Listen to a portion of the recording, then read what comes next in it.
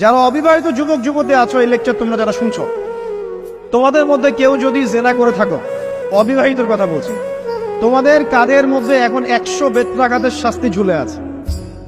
সূরা নূরের 1 থেকে 3 নম্বর আয়াত পড়ে দেখবে, অবিবাহিত যুবক যুবতী যদি জেনা করে তাদের শাস্তি হচ্ছে 100 বেত্রাঘাত, তাও জনসমক্ষে, এবং এক বছরের জন্য নির্বাসন। এই বিধানগুলো যদি পৃথিবীর কোনো দেশেও না থাকে, আসমানে আছে। মরার সাথে সাথেই এই বিধান কার্যকর হবে ইনশাআল্লাহ। বাঁচার বুদ্ধি কি? একটাই উপায় আছে। এই লেকচার কানে চলে গেছে, অনতিবিলম্বে ওযু করবে।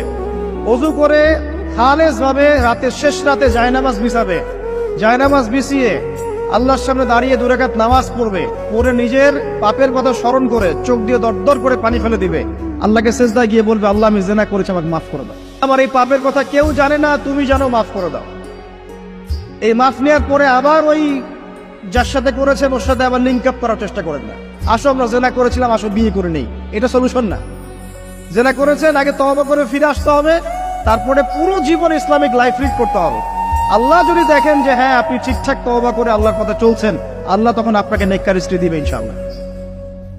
এই এই এই একমাত্র রাস্তা যুবকদের জন্য এবং যুবতীদের জন্যও। যুবকরা না হলে পার পেয়ে যেতে পারে, কারণ একটা কথা সমাজে প্রচলিত আছে না, যে ছেলে মানুষের ইজ্জত তো সহজে যায় না। গোপন হয়ে গেছে, কেউ জানে না, আল্লাহ মাফ করে দিয়েছেন, সে হয়তো পার পেয়ে গেল। কিন্তু এই যে মেয়ে, তুমি যে 8-10টা ছেলের সাথে জেনা করেছো, তোমার ইজ্জতের কি হবে? তোমার যে সতীত্ব তুমি নষ্ট করেছো, তুমি তো বিয়ের পর কোনো ঘরে গেলে সে হাজবেন্ডও বুঝতে পারবে তুমি আর সতী সাথী নও।